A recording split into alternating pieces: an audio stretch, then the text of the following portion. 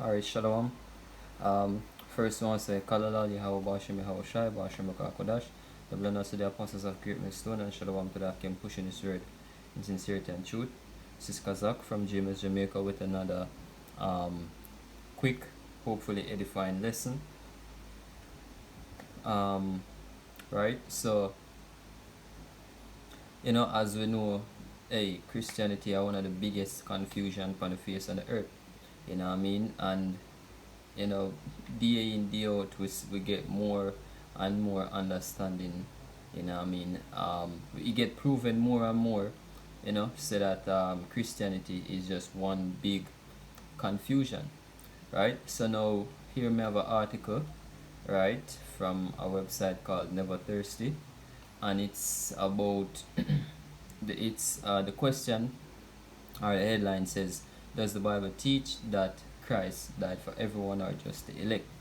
All right. So just gonna get right into it.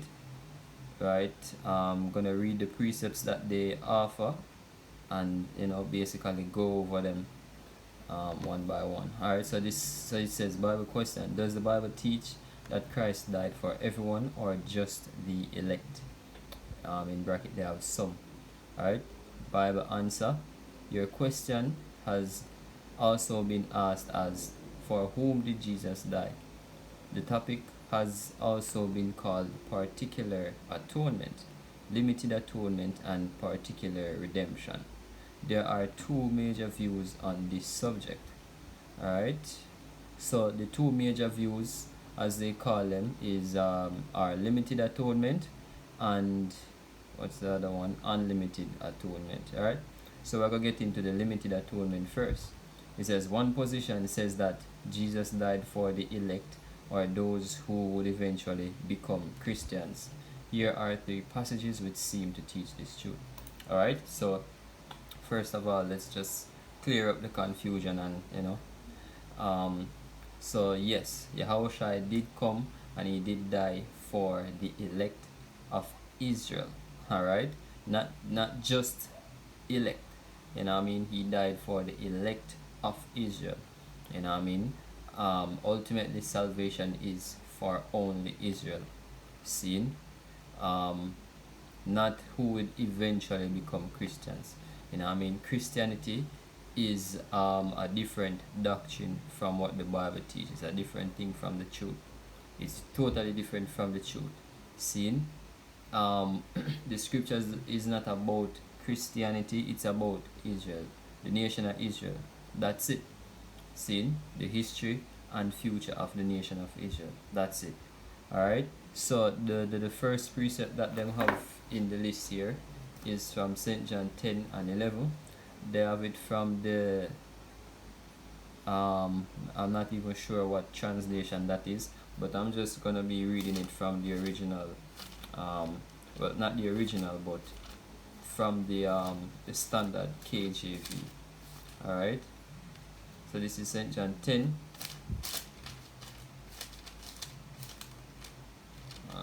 St. John 10 and verse 11. It says, I am the good shepherd. Alright, the good shepherd giveth his life for the sheep. But he that is an hireling, and not the shepherd, whose own the sheep are not, seeth the wolf coming, and leaveth the sheep, and fleeth, and the wolf catcheth them, and scattereth the sheep. And the sheep obviously is referring to Israel, the nation of Israel. According to prophecy, we are scattered as well.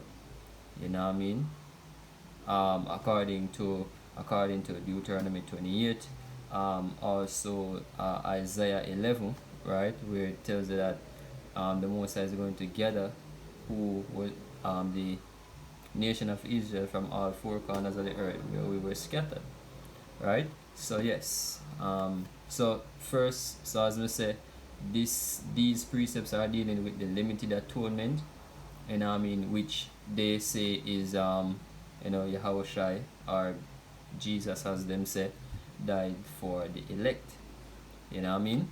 Which is true. Yahushua only came and died for the elect, for Israel, mainly for the elect. Alright, so the next precept that them give here is St. John 6, alright, and verse 37.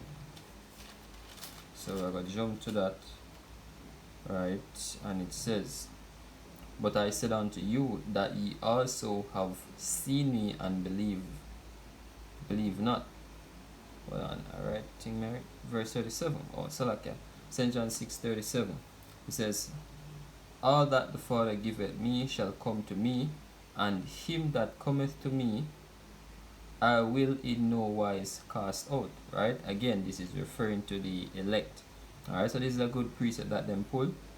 Alright, again, continuing from 38, it says, "For I came down from heaven not to do mine own will, but the will of him that sent me.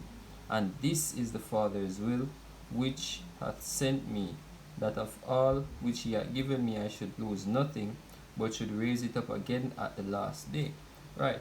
So, again, the elect, there's nothing that can be done against the elect, yo.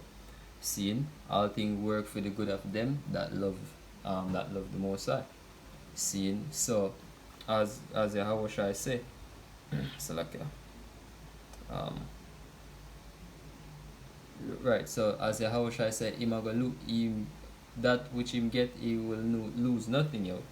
Seeing, so the elect will always be the elect. The elect will always remain as the elect, not become Christians.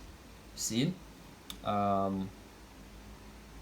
Alright, so this this precept, funny enough, this precept, the next precept for them have here is actually one that came to mind when I was going through this, and I didn't even realize that them actually did have it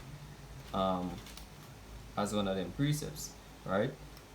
This is St. John 17:9. It says, "I pray for them, I pray not for the world, but for them which thou hast given me, for they are thine," speaking of the elect, "and all mine are thine, and thine are mine, and I am glorified in them, and now I am no more in the world." Alright?